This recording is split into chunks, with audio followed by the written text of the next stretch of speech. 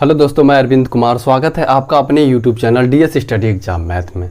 तो दोस्तों आइए समय को न नुकसान करते हुए प्रश्न देखा जाए। और हाँ, और इन 3200 जो पिछले साल पूछे गए प्रश्न है ना, इन पे आपका कमांड होना बहुत ज़रूरी है। क्यों? क्योंकि ये 3200 जो प्रश्नों की संख्या है ना, वह सभी के सभी परीक्षाओं में पूछे गए हैं और यह बहुत ही अच्छे प्रश्न है, इसलिए आपके लिए यह बेहद ही महत्वपूर्ण है। ठीक है, तो आइए अगला प्रश्न देखिए। प्रश्न नंबर 65 देखिए क्या कह रहा है। एक मशीन के निर्माण के मूल्य को सामग्री, श्रम और अतिरिक्त खर्च के बीच में बांटा गया है और उनका अनुपात 5:3:1 है। यदि आवंटित किया गया अतिरिक्त खर्च 1,49,500 रुपये है तो मशीनरी के मूल्य का पता लगाइए। तो क्या करना है, इसमें तो कुछ ही नहीं करना। देखिए एक मशीन है, उसको 3 पार्ट में बांटा गया। कौन कौन सा है? देखिए पहला सामग्री है, क्या है? पहला सामग्री है, दूसरा का है श्रम है, तीसरा का है अतिरिक्त खर्च है। अतिरिक्त खर्च है, ठीक है। इसका अनुपात क्या है? 5:3:1 है, ठीक है। अब कह रहा है यदि आवंटित किया गया अतिरिक्त खर्च 1,49,500 रुपया, ठीक है। अच्छा ये बताइए, इसमें अतिरिक्त खर्च कहीं दिख रहा है? अरे भाई दिख तो रहा है। हम जानते हैं कि अतिरिक्त खर्च 1 है, तो 1 बराबर कितना दिया है? 1 बराबर दिया है 1,49,500 रुपया दिया है। दिया है कि नहीं दिया है? दिया है ना। तो क्या करना है? अब पूछ रहा है मशीनरी के मूल्य का पता लगाइए।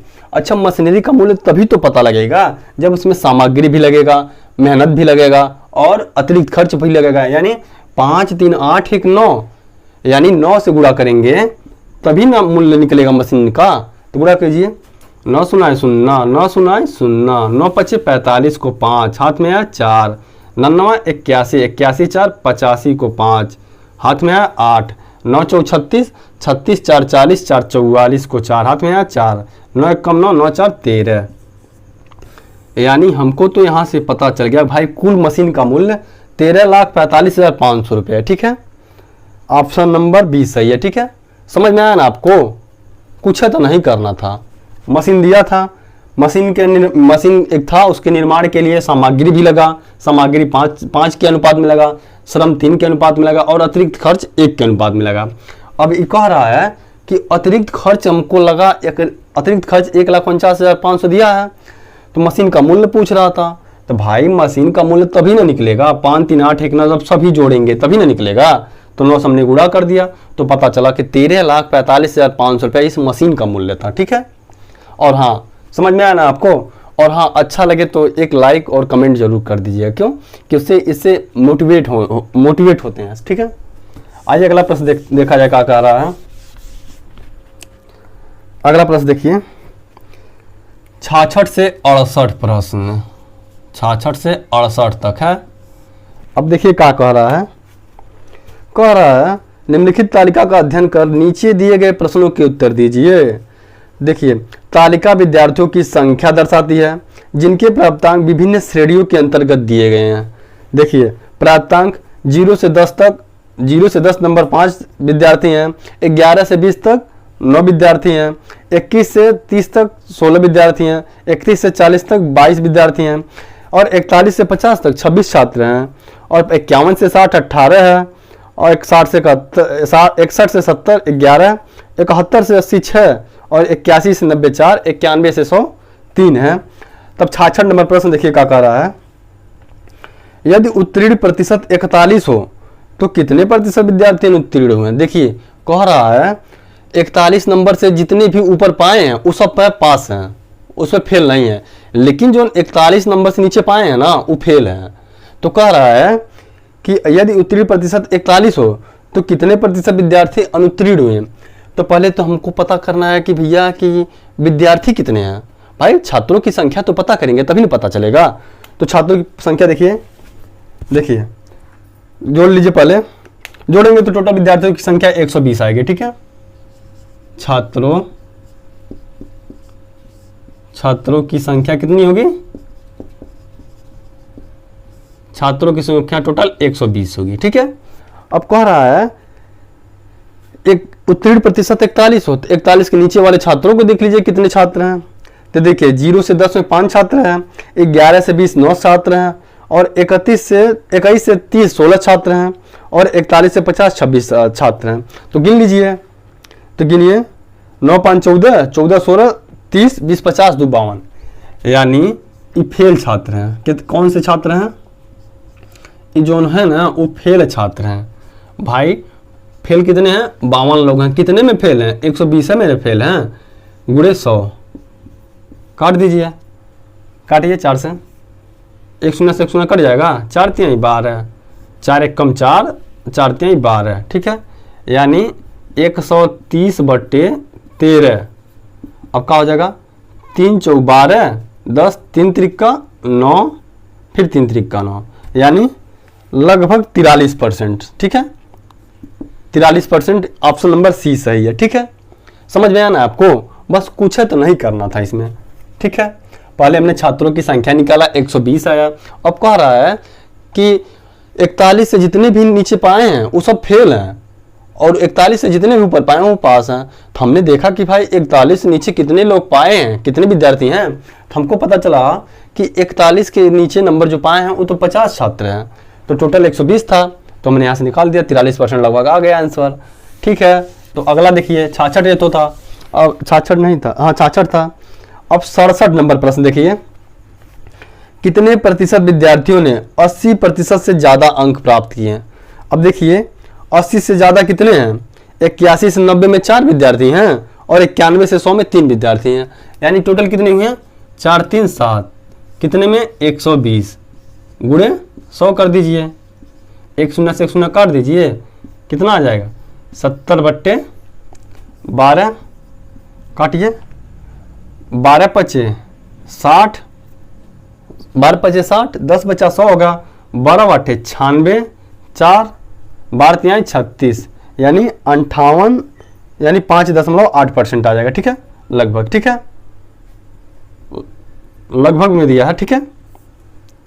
समझ में आया आपको ना? कह रहा था कि कितने प्रतिशत विद्यार्थी 80% से ज़्यादा अंक प्राप्त किए हैं। तो हमको तो यहाँ से दिख रहा है कि सिर्फ 7 विद्यार्थी हैं कि 80% से ज़्यादा नंबर पाए हैं। तो 7 में कितने में पाए हैं? 120 है मेरे पाए हैं, तो 7/120 गुणे 100, 70/12। तो हमने काट दिया, यहाँ से कितना आ गया? 5.8%, ठीक है। 68 नंबर प्रश्न देखिए, 68 का कह रहा है, उन विद्यार्थियों का प्रतिशत क्या है जिन्होंने 41% से 70% के बीच अंक प्राप्त किए हैं। तो क्या करना है इसमें? अब 41 से 70% के बीच में देखिए ना कितने लोग पाए हैं। 41 से 70 के बीच में ना देखिए 26 हो जाएगा, 26 41 से 70%, 26 हो गया, फिर 51 से 60 18 हो गया, और फिर 61 से 70 11 हो गया, ठीक है।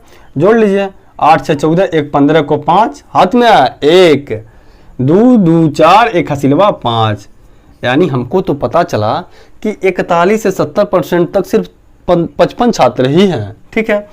तो कितने में हैं? 55/120 में हैं, गुणे 100, काट दीजिए, 1 शून्य से 1 शून्य कट जाएगा ना। अब 550 बट्टे का होगा 12 होगा, काटिए, 12 चौक 48, ठीक है। इसका देखिए 12 चौक 48 हो गया, 48 2 50, 5 55 70 हो गया, 12 25 60 हो जाएगा, होगा ना, 12 25 60 हो जाएगा, फिर 12 8 96, यानी 45.8% हो जाएगा इसका, ठीक है। करना तो कुछ नहीं था इसमें, हमको पता चला दिया था इसमें 68 नंबर कि उन विद्यार्थियों का प्रतिशत क्या है जिन्होंने 41% से 70% के बीच अंक प्राप्त किए हैं।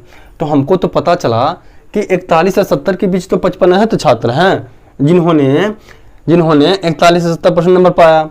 कितने में? 120 टोटल छात्र थे, गुणे 100, हमको पता चला 45.8। ऑप्शन नंबर किसका, कौन सा है इसका?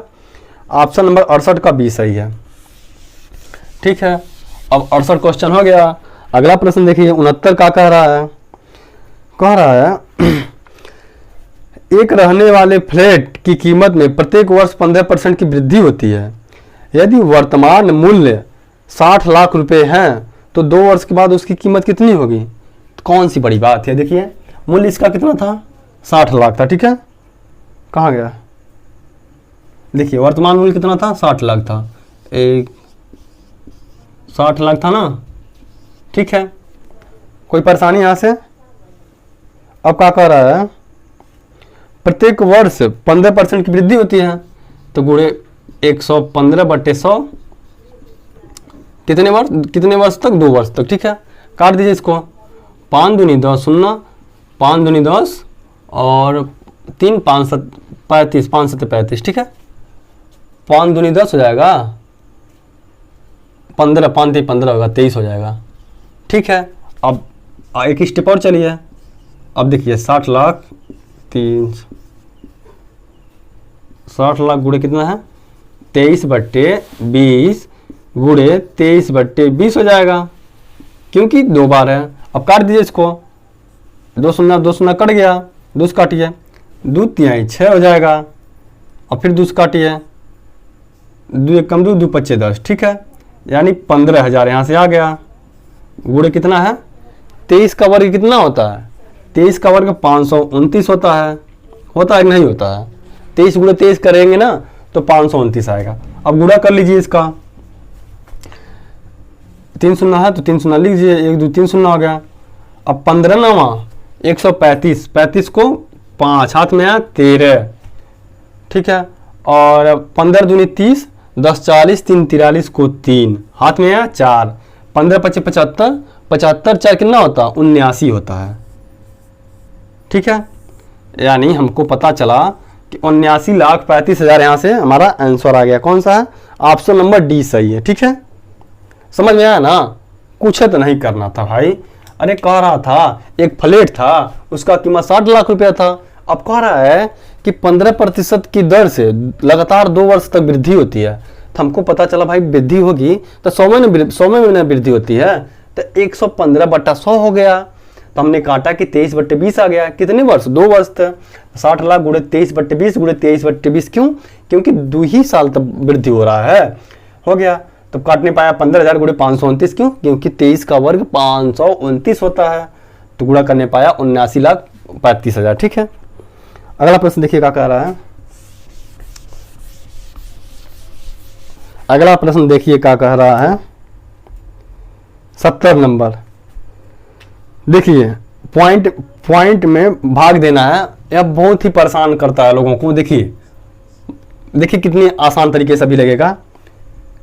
कितना है इसमें, 0.336, यानी 1 2 3 0 है और 825 है, 8 2 5 है मतलब, ठीक है। अब भागा कह रहा है, भागा कितना कह रहा है, 0.05, ठीक है। भाग देना है आपको, बस आपको कुछ भी नहीं करना है इसमें। पहले आप ना परेशानी हो तो ना आप एक किनारे 825 से में 5 से भाग दे दीजिए। 5 1 कम 5, बचा 3 32, 5 6 30, बचा 2 50 25, यानी 165 आ गया, ठीक है। कितना आया, 165 आया। कोई परेशानी आपको नहीं ना। अब देखिए इसमें दशमलव कितने अंक पे लगा है, 1 2 3 4 5 6 अंक पे लगा है। और नीचे देखिए 1 2, ठीक है, यानी 6 - 2 यानी 4 अंक पर दशमलव लगेगा।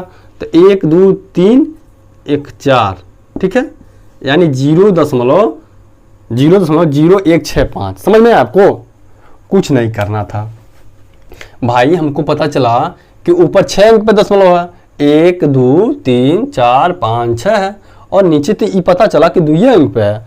तो भाई जब 2 अंक पे भाग देंगे तो 2 माइनस हो जाएगा। तो 6 - 4, 6 - 2 बराबर कितना आएगा, 4। यानी हमको तो पता चल गया कि भाई दशमलव तो 4 ही अंक पे लगेगा ना। तो 4 अंक पे 1 2 3 1 4 दशमलव लग गया, ठीक है। यानी 0.0165 हमारा आंसर होगा। ऑप्शन नंबर कौन सा है, ऑप्शन नंबर ए ही सही है, पहला ही सही है, ठीक है। अब अगला प्रश्न देखिए, अगला क्या कह रहा है। अगला देखिए 71 नंबर प्रश्न देखिए, त्रिकोणमिति का है, बहुत ही आसान प्रश्न है, ठीक है। बस इसके कायदे कानून आप जानिएगा, ठीक है। प्रश्न पहले लिख लिया जाए, कोसेक थीटा गुणे टेन थीटा भागा कास थीटा, अब इसका मान पूछ रहा है, का मान बताइए। तो जानते हैं। अच्छा ये बताइए कोसेक थीटा बराबर होता क्या है। देखिए कोसेक, इसको याद कर लीजिएगा, बहुत ही महत्वपूर्ण होता है। कोसेक थीटा बराबर क्या होता है, 1/sin थीटा होता है। ठीक है। अब टेन थीटा क्या होता है, टेन थीटा बराबर क्या होता है, साइन थीटा बटे काश थीटा होता है कि नहीं होता है। यह इसका फार्मूला है, कायदे और कानून है, इसको जरूर रट लीजिएगा। ठीक है। अब देखिए हमने कोसेक थीटा का मान क्या निकाला, a1/sin थीटा। तो भाई इसके जगह पर रख सकते हैं नहीं रख सकते हैं, तो रखिए 1/sin थीटा हो जाएगा। होगा कि नहीं होगा, गुणा है तो गुणा लिख दिया। अब टेन थीटा है, अब टेन थीटा बराबर क्या होता है, साइन थीटा बटे कासन थीटा होता है। तो हमने क्या लिख दिया, टेन थीटा बराबर साइन थीटा बटे काश थीटा हो गया। होगा कि नहीं होगा, होगा ना। अब यहाँ पे भाग है, अगर जिसको हम लोग गुणा करेंगे तो काश थीटा क्या हो जाएगा, 1/sin थीटा 1/काश थीटा हो जाएगा नहीं हो जाएगा, 1/काश थीटा होगा नहीं। भाग था, भाग आएगा तो बटे हो जाता है ना, तो हमने गुणा को बटे कर दिया। अब क्या करना है, मान पूछ रहा था, बस करना कुछ नहीं था। साइन थीटा से साइन थीटा काट दीजिए।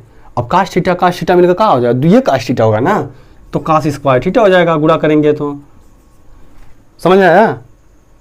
इसका ऑप्शन नंबर कौन सा है, 1/काश स्क्वायर थीटा 1/ होगा। ठीक है। इसका ऑप्शन नंबर कौन सा है, ऑप्शन नंबर सी सही है। समझ में आया ना। करना कुछ नहीं था, हमको प्रश्न दिया था कि भाई कोसेक थीटा गुणे टेन थीटा भागा काश थीटा का मान पूछा था। तो हम जानते हैं ना कि कोसेक थीटा बराबर क्या होता है, 1/sin थीटा होता है। और हमको यूँ पता है कि टेन थीटा बराबर साइन थीटा बटे काश थीटा होता है। देखिए इसको याद कर लीजिएगा। ठीक है। याद करेंगे तभी ये लगेगा, नहीं तो एक भी स्टेप नहीं घसक पाएंगे। ठीक है। तो हमको पता चला कि कोसेक थीटा बराबर क्या होता है, 1/sin थीटा होता है, तो हमने 1/sin थीटा लिख दिया। अब टेन थीटा बराबर होता है साइन थीटा बटे काश थीटा लिख दिया। अब भाग है तो गुणा किया तो 1/काश थीटा हो गया। ठीक है। अब हमने साइन थीटा से साइन थीटा काट दिया। अब काश थीटा गुणे काश थीटा का हो जाएगा, काश स्क्वायर थीटा ना होगा तो 1/काश स्क्वायर थीटा हो जाएगा। अगला प्रश्न देखिए। ठीक है। समझ में आएगा तो लाइक और कमेंट जरूर कीजिएगा, और हाँ शेयर भी जरूर कीजिएगा। ठीक है, अपने दोस्तों के पास। ठीक है। अब देखिए 72 नंबर प्रश्न का कह रहा है, सरल करने के लिए कह रहा है, कुछ नहीं इसमें भी। देखिए क्या है, a पे -2 -1 भागा है तो क्या होगा, a² -1 हो जाएगा। अच्छा जानते हैं जब a पे -2 होता है ना तो इसको क्या होता है, जब a पे -2 होता है तो जानते क्या होता है, तो a इसको एक मिनट, इसका होता है 1/a² -1 होता है। ठीक है, इस कंडीशन में। ठीक है। अब बटे का है a² -1 हो जाएगा। अच्छा ये पता है इसके कुछ नीचे कुछ नहीं एक रहता है, तो एलसीएम का हो जाएगा, एलसीएम a² हो जाएगा। अब a² -1 हो जाएगा बटे ई का है a² -1 हो जाएगा। होगा कि नहीं होगा। ठीक है। अब मल्टीपल कर दीजिए, चाहे मल्टीपल करेगा ना तो कट जाएगा ये दोनों। ठीक है, तो बचेगा माइनस में 1/a²। ठीक है, इसका ऑप्शन नंबर कौन सा है, ऑप्शन में सी सही है। ठीक है, 1/a²। ठीक है, a² -1 बटे a² -1। ठीक है। अगला प्रश्न देखिए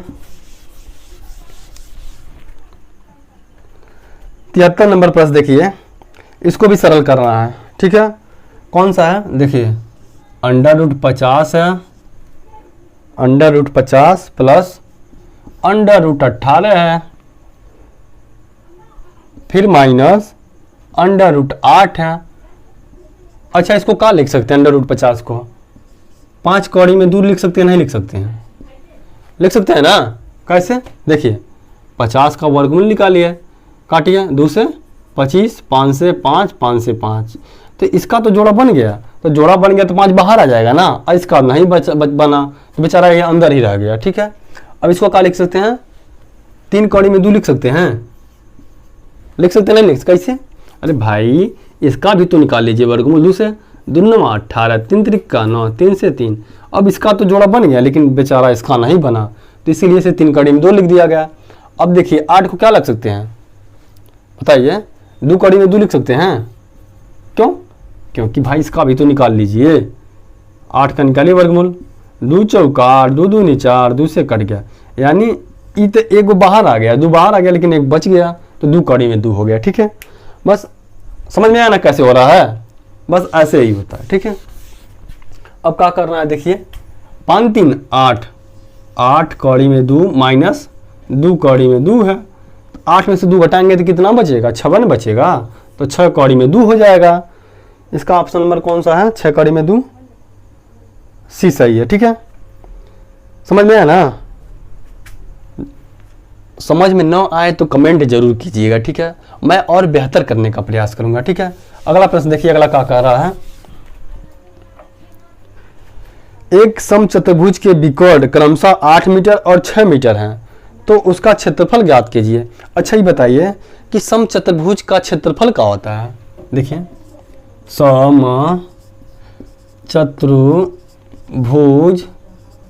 समचतुर्भुज, ठीक है, समचतुर्भुज